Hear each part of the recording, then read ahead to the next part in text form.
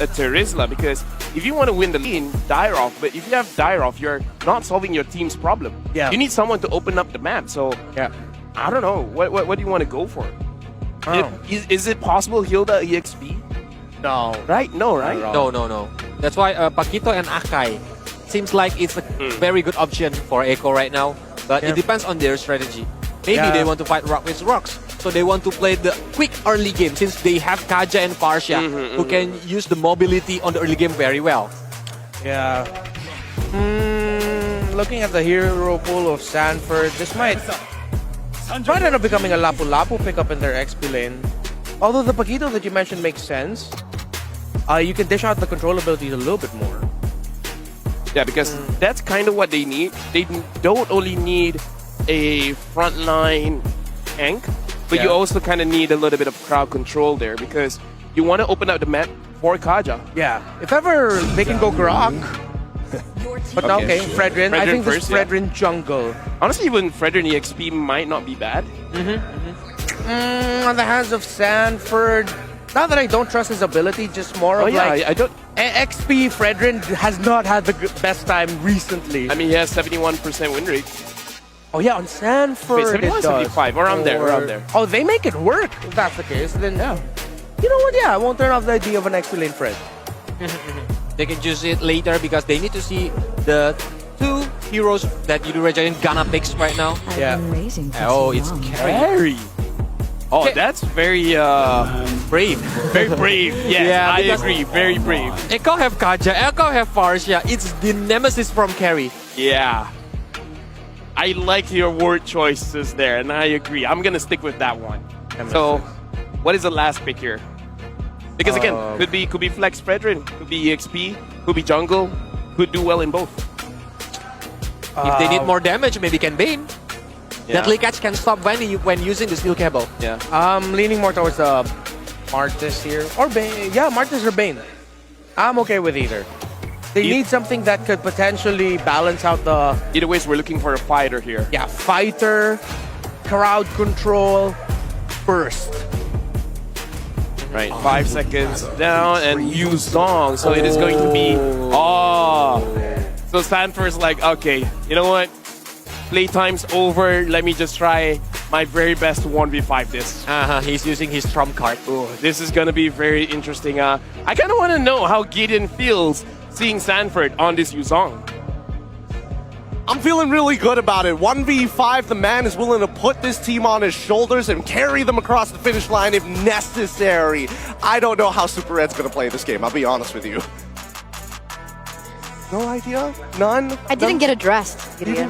Okay, So all right. This is a Gideon solo cast now. Fine, no problem. Welcome everybody, me as well as it turned out. We'll be taking care of you guys here on the desk for the second match of Echo versus Yoodo Red Giants. Now, may I have your opinion, please? I'm mad at LaFell. Oh, okay, sure. All right. Now it's a LaFell problem. Okay, one Malaysian to another. I get it. But it's tough. I think that I do Echo agree. has a really good draft here, and I think it's very targeted and very focused on making sure that Super Red is going to have a tough time. If not Super Red, at the very least, ZQT. I understand that, but I think we're shifting focus a little bit too much on the gold laners. Remember, this is a Fanny in the jungle, so even if let's say that becomes an issue, there's always still the Fanny to be able to shift that focus elsewhere or even find more trades on the board with that lack of focus onto Sakai's here. Especially that we know that Sakai's is such an impeccable assassin player. I'm actually quite curious because technically Echo only has Yaoi to be able to lock down the Fanny and nothing else. I mean, there is Zyda to try and get the taunt off, but that's assuming that the steel cables haven't been thrown out towards wall and connects. But in the meantime, at the very least, hopefully Pancake's performance will improve in this game number 2, because if he blunders hard on this Grok, there's no saving him this time. You know what? It might work. Right? Because like in game number 1, we were like, no way it's gonna work. And then it worked out. And here, you can even see how aggressive Sakai's is willing to play with all these penetration, more damage items, and even the lethal ignition on top of it as well. Looking for more picks. Doesn't really mind that in terms of these objective plays that maybe Zyda might get the better of it. But we'll see how this pans out, and let's see if Echo is willing to give up these pickoffs away and to the Yoodo Red Giants. Yeah, I mean, Yoodo Red Giants were willing to make sure that, hey, we want to be able to win the draft overall, but the lane matchups can get a little difficult, especially by this gold lane side, right? Outplayed, he's not going for tenacity this time around as they look for the dive on towards Sanford's side. Oh, they find it! Instant execute. Sanford trying to get the Petrify off his skies, but it just didn't matter. And that's the benefit of getting penetration as one of your first talents coming in, right? That damage that you can have, that pressure, and that killing potential coming in. And look here, is going for it again. Yaoi actually forced to retreat there as both of these heroes, they want to collapse onto the next neutral objective, but I don't think Zyda is actually going to let this slide. We'll see. Pancake hasn't hit level 4 as Pancake tries to reset this turtle. Zyda positions himself to maintain this aggro, and it looks like they might just have to give this up. Black Dragon form's coming in, and Yoodo Red Giants, they do not want to deal with this whatsoever. No, they're just going to let it slide again. That's what I was trying to say. They're going to look for more pickoffs, and they're going to try and help out the gold laner for sure. Outplayed isn't in too much trouble in this matchup, so they do need to support Super Red in order for him to not get taken down or shut down from that early game. That is true. Gojas, he's positioning himself very aggressively from this wave. Yep, and there we go. Instantly, when you position yourself that aggressively, you're bound to get punished, and Yaoi will not let you go. No way. There's so many wings on Echo. There's Sanji, there's Yaoi, there's even the Black Dragon form. So many wings. I mean, would you consider it wings though? I mean, on a technical scale. I mean, yeah, you kind of just levitate, so you don't really see the. Oh, whoa, hold up. Sky's still in the middle of this, able to get his hand, but he's going a little too far for comfort this time around, and they don't find the kill, but at the very least, they maintain some pressure or some semblance of pressure to alleviate Super Red on top side. Yeah, they need it. They need it. They need to be able to help him out because we see how weak Carry is in that early game. Going against such a bruiser in that early game like the Brody is not going to be easy at all. And looking at this, despite no one being traded back so far, it might be rough. Stanford!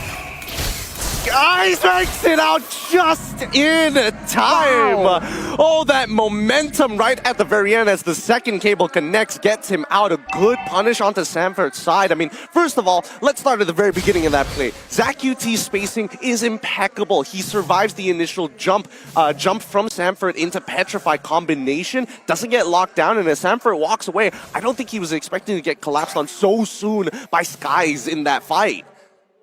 And now, that initial 1,000 gold lead that Echo had, look at it. It's gone. Only 300, only 400 for themselves right now.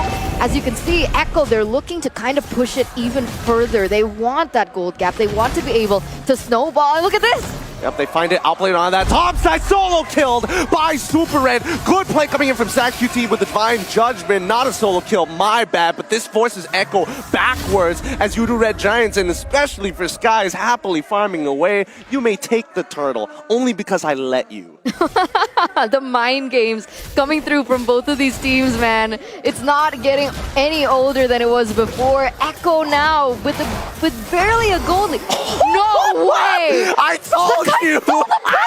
Away from Zyda! What is that? What is that attitude? I love it. I love it. He knew, for some reason, he was risking it. He goes in and he expected, if Zyda used this Retribution on Turtle, it wouldn't be back up if he's on his purple buff, so I'm just going to check it real quick. In the meantime, Yaoi getting punished by the Wild Charge coming in from Pancake is outplayed, is able to secure the tier 1 down by topside. Well, up by topside this time around, but Yoodo Red Giants is making Echo hurt for every move they've made in this game thus far. Yeah, that's going to be another tower conceded for the Yoodo Red Giants again. Wow. I don't know. I want to actually see the items so far because I feel like this gold lane is going to be very interesting. But meanwhile, in the bottom lane, that's a lot of 1v1 plays. And even in top side. Well, penalty zone already landing on towards Outplay side. He's in a lot of trouble as the Divine Judgment pulls Pancake away. Outplay gets the live, finds the kill on towards Pancake. And Zach QT, he's on the run, but Zyda ain't gonna let him through as Sanji finds a kill of his own. Kojas needs to finish him off, doesn't find it. This time, Echo claps back. And that's just like that. The turntables, ladies and gentlemen.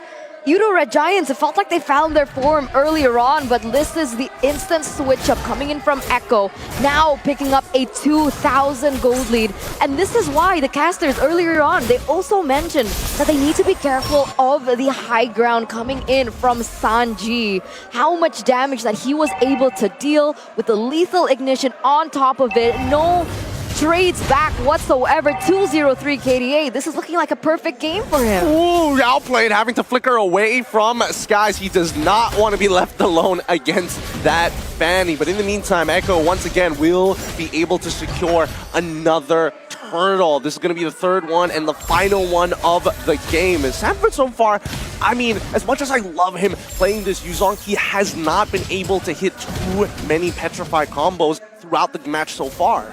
Maybe not yet. Let's be like optimistic, right? I don't know. I feel like he's utilizing his presence more to just shift Yoodo Red Giants a little backward, right? And now Echo being able to utilize that space, they're going to be able to get a tower in the bottom side. Meanwhile, Yoodo Red Giants unable to clap back so far.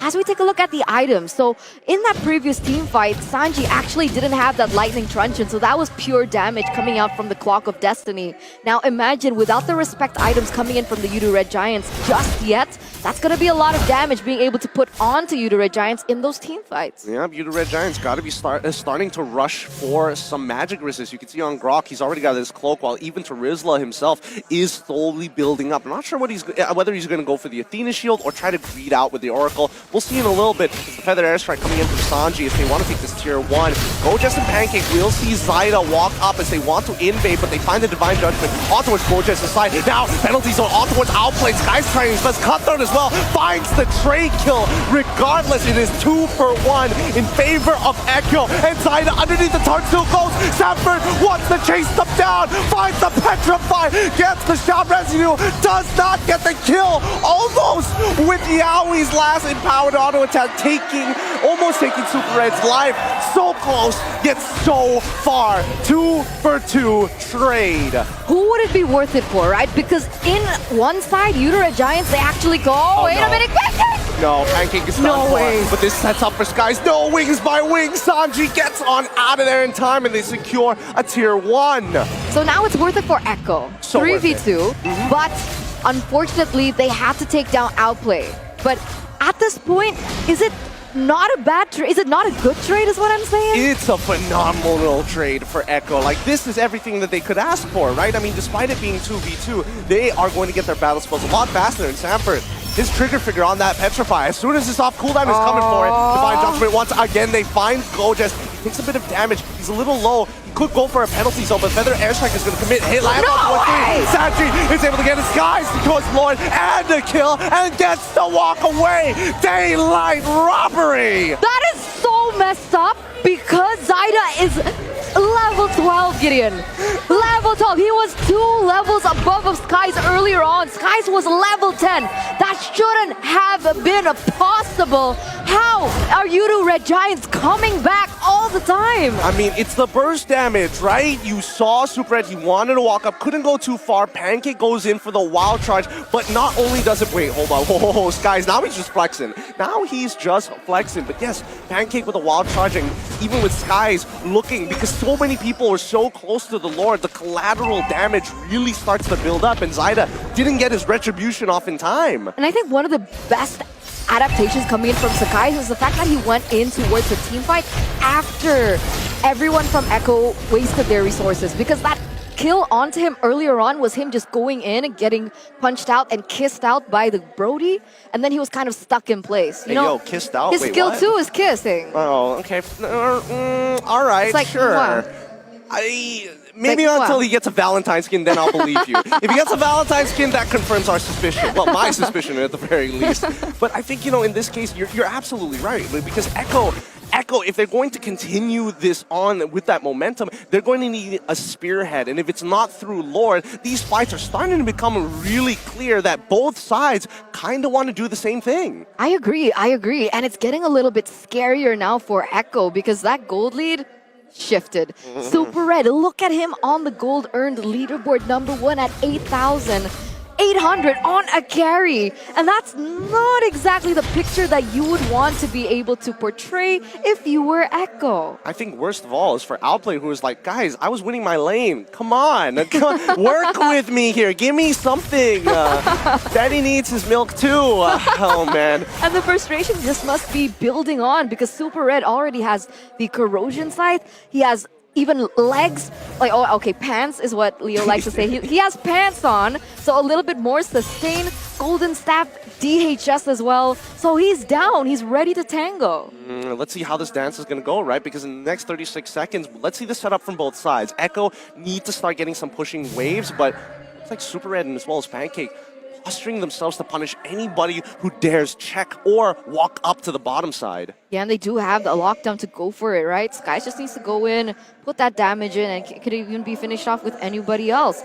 At this point, Skies 3-1-2, really good KDA so far, and Gojas has been just popping off on the Terizla too. This is a really interesting movement. Usually teams would actually care more about the long lane, but instead, they send two members down, posture themselves closely around this Lord, and allows that top side to get pushed initially. So the fact that they don't see anybody bot side, they don't see anybody actually taking priority over the Lord, gives them an idea that the majority of Echo, at least 2-3 members are on that top side. They see Sanford and Zyda, so process of elimination, right? That was so smart. Like, I didn't even notice that. I mean, I'm just trying to figure it out, right?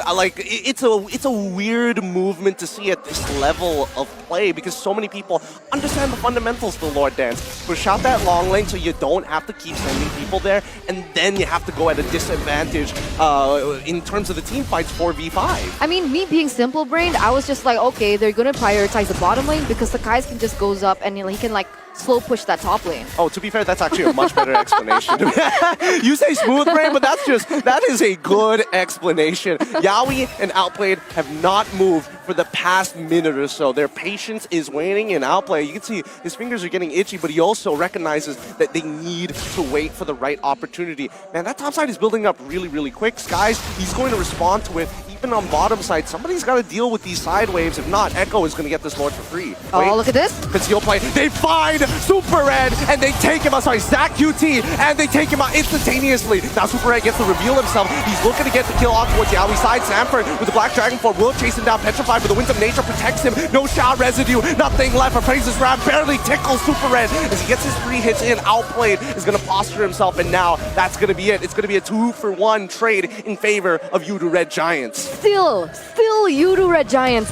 You would have thought that, all right, a good pick onto Zach QT, that's one problem solved, but Super Red was just free hitting from the back, being able to just push these members down in terms of that HP, and now with 2 members gone, this should be a win for Yoodo Red Giants. We'll see. It's a 50-50, level 15, penalty zone onto Zyda. They're going to commit on towards this kill, but Super Red, oh wait, those guys, he's in trouble. Outplay manages to get the flag. Yaoi's down. Outplay needs to be able to clean these up. He flickers forward. Oh my goodness, almost gets the triple. He tried 8,800 damage, but still, wait, no, go, just don't die here. Okay, 8,800 damage and almost turning the fight a triple for Yoodo Red Giants. The idea was there from Echo. It truly was, and Yaoi was able to secure the Lord, so both of the junglers actually missed there with so much CC happening. But it does give Echo a little bit more breathing room, despite that they had to lose 3 members in the process.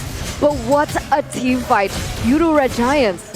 This is a different Yoodo Red Giants than what we saw yesterday, Gideon. They're looking super scary. And remember, if Yoodo Red Giants can take this point away from Echo, that's the M4 champions taken out of the SPS run as a whole. Well, I wouldn't put them as M4 champions because this is not the main lineup. I would say that this is going to be preparation for the next generation of Echo. And don't get me wrong, I love Echo as an overall team. I love their organization so far. And the next generation, they look good. But in terms of prep, Yoodo Red Giants have done an insane amount of preparation for this matchup. It's clear in their macro movements. They understand, well, not only understand, it feels like they already know what Echo's habits are. I wanted to say it like that because it sounds cool. It does sound cool. I know, I agree it's not with you. as accurate, cool. but It sounded cool, man. Look, if my goat ain't there, it's not the same. All right, that's fair, that's fair. But taking a look at the damage leaderboard here, Sakai's and Super Red, and you start to question why. Why do these two players always have the largest output of damage? It's because they remain untouched in these team fights, and the same can be said for Sanji. You Echo, so far, every time they go in for these team fights, they punish Zac QT, forgetting that Super Red and Sakai's can just come in and just, you know, whack, whack, whack, and everyone's dead. I don't know. I feel like I can understand the explanation for Super Red, but Skies, I feel like half the time he's rolling a D20 and he is just hitting nat 20s each and every time. Like, he's getting these big crit hits when honestly he shouldn't be. Let's take a look at the items. You mentioned Sakai's, right? Yes. Malefic Roar, BOD. What else he got? What else he got? What else he got? Blade of Heptases as well. And Heptases on top of it. Big damage indeed. So he's actually building Assassin here, right? He wants that initial landing of damage to hit, and that's what we're seeing. And, you know, actually Sanji wasn't taken out by his skills, but he was taken out by the dot coming in from that lethal ignition, so that's why he chose it. Yeah, I'm getting... As the game progresses, right, that lethal ignition damage is only going to get bigger and bigger and bigger. It's so relevant these days for Assassins if you're looking to burst down that one guy. Sanford could have taken it for himself on this huge song if all he wanted to do was just chunk down Super Red, but his sustainability is also extremely important. It's about balancing and weighing the odds, but here we go. The Lord Dance begins. Back to a 50-50 here, but look at the positioning coming in from Outplayed as well as Yaoi. They're looking for a pick, but he might not be at the right place. Or are they looking for a backdoor? Wait. They're slowing it down. Echo was looking like they were blitzing it. Pancake tries to get the reset, but doesn't find it just yet. The Lloyd can still hit over the Nature's Barrier. Two Red Giants are not by... Oh, Skies. Oh, what's the call? What is the call? This is a different pattern, and you can tell that it's a bit awkward. They get the reset finally, and YRG now responds to the top side of the top side wave. Oh, they're opening up. They're looking. They know that something is off, but they don't find them. Oh, this is so... I hate this. The tension is palpable. It's so thick in the air as well. And now they've waited it out. They're waiting out that purple buff. They know that it's coming back up in about 2 more seconds. Echo, how do they respond? I mean, right now, it looks like the Brody is going to move around it. Oh, it gets resetted by Pancake! Pancake, what a nuisance. Echo, a little frustrating, but Echo has been playing very, very patient. They'll do this, and they'll set it up all over again. Let's have a look at the items in the meantime. That's so annoying, though. How do they do this, right? Because at this point, a lot of people are already full items. Even the carry goes for a little bit more sustain with that rose gold meteor. Oh! Yaoi finds it! He gets the guys, and now they can almost guarantee this. Oh Lord, Yoodo Red Giants, they're not scrambling just yet. They're looking to reset this and buy as much time as physically possible. Sanford with the Black Dragon 4 has found the flank. It forces out the Petrified, and Super Red has to use Winds of Nature. Zaida will secure this no matter what, but Yoodo Red Giants are looking to take the fight regardless, and they're trying to peel on back. Yaoi slays the Lord, and Gojas gives up his life so his team may retreat. Loverboy to Lord Slayer real quick. That's 2 Lords that he was able to take. Not really sure what's going on, but now Yoodo Red Giants, they're on the back foot. 2-for-1 trade. Skies and Gojas, only Super Red to be able to clear these things out. But once again, oh! Divine Retribution on towards Pancake. They're going to break his immortality. Feathered airstrike. He wants Super Red. Don't find it. Pancake flickers out there, but we use the wall charge. Skies comes back in time to break Yaoi's immortality, but that's going to be 1 inhibitor already down. Wait, Skies, he wants more. He's looking for it. Winner, Trusted saves his life, but Skies takes him regardless. 1 head on a spike. Can't finish off the rest. Oh man, he only takes Sanji down in the process. Super Red trying his best to clear out that lane in that mid, but remember, a Lord is still marching there in the top side. Meanwhile, Echo, they're gonna use this time to be able to take that buff away, but this is 30 seconds left for Sakai to come in and break the bounds. Can Yoodo Red Giants defend? They're just gonna have to let this inhibitor go, right? They don't have a choice. Super Red can't just walk up. He used his Wind of Nature earlier, and now Echo trying to force a play. Conceal coming through. do? Yawi flickers forward. He wants Super Red. He finds Super Red. Penalty zone to buy a little bit of time. Super Red is alive. Winds of Nature is back up in time. And now they're looking for the 1v1. Outplay has his Winds of Nature. He's got to get on out of here. Super Red clears it out. And they manage to defend in time. A 4-for-2 trade. Yoodo Red Giants with staggered death timers make it to the next phase. The underdogs climb back up on top again. How was that defendable at that point? The way Super Red utilized that wave, the way he was able to proc that wand at the right time, at the right place. No! Oh my god! Sanji gets taken out! This is a disaster for Echo! Tier 2 is going to collapse. Bottom side is starting to crash. Red Giants, hey yo, are you trying to end this game? They're going to make an attempt to. Mid inhibitor's already down. Zaida's in trouble. He can't take this damage. Skies, everybody throwing their bodies at the wall. Nobody is going to fix that bottom side, but they will try to take as many kills as possible. What? Super Red, oh, they need to go forward. back. Gojes, he's back in the base, finally. Oh my goodness.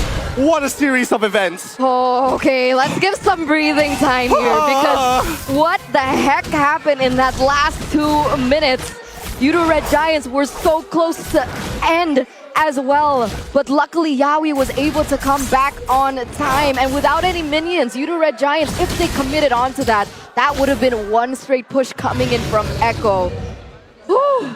Oh dear Lord. What? A series of events. Like, it was already unlucky enough that Sanji had one more tick to wait. Yawi, Divine Retribution. It lands perfectly off the Super Red. Stanford takes him out. The backline gets attacked, but the Winter Truncheon has already been popped by Sanji's side. Skies, he's got no more energy to work with. He's trying to get on out of here. Stanford chases him. Gojes breaks the immortality as ZachQT loses his own. Outplayed finds the kill. That's 3 for nothing. And this might just be GG unless Gojes can do something about it. Solo, no more. He has no more resources. He heals himself up, but he's only buying time for the inevitable. Skies finds the kill onto Outplay's side. And wait, can he make it a double? No. The Shroud Residue keeps Sanford alive. 4-for-1 trade. Echo and Yoodo Red Giants in the octagon, ready to duke it out. Bare knuckles.